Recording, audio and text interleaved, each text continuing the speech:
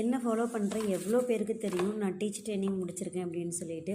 ஆமாங்க, நான் teacher training முடிச்சிருக்கேன். பட் ஃபஸ்ட்டு ஒரு 2 டைம்ஸ் எக்ஸாம் வரும்போது நான் வந்து ஒரு நல்ல பேக்கேஜில் திருச்சியில் ஒர்க்கில் இருந்தேன். ஸோ இது கொஞ்சம் அசால்ட்டாக நான் விட்டுட்டேன் கண்டுக்காமல். ஸோ அதனாலவே பார்த்திங்க அப்படின்னா என்னால் அந்த சான்ஸை எடுத்துக்க முடியல. அடுத்தது 2017 எக்ஸாம் வச்சாங்க. ஸோ என்னோடய பையன் அப்போ தான் கன்சீவாக நான் இருந்தேன். Full vomiting. ஸோ அது என்னால் என்னை விட்டால் போதுங்கிற மாதிரி இருந்துச்சு. என்னால் முடியல அப்போதைக்கு.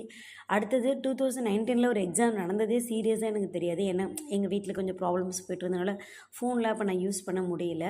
அப்புறமா தான் 2022 எக்ஸாம் வச்சுருந்தாங்க.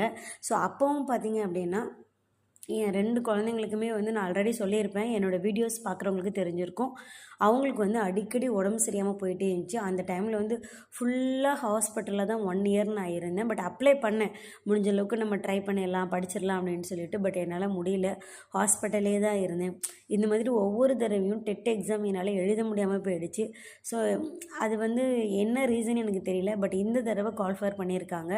ஸோ நான் நிறைய வந்து இதுக்கு முன்னாடிலாம் வந்து எந்த அளவுக்குன்னு தெரில. பட் இந்த தடவை வந்து நிறைய குரூப் 4க்கு தமிழ் படிச்சிருக்கேன், ப்ளஸ் சோசியல் சயின்ஸ்லாம் கொஞ்சம் படிச்சிருக்கேன். ஸோ அதனால் கண்டிப்பாக இந்த தடவை எக்ஸாம்ஸ் வந்து என்னால் பாஸ் பண்ண முடியும் அப்படின்னு நம்பிக்கையோடு இருக்கிறேன்.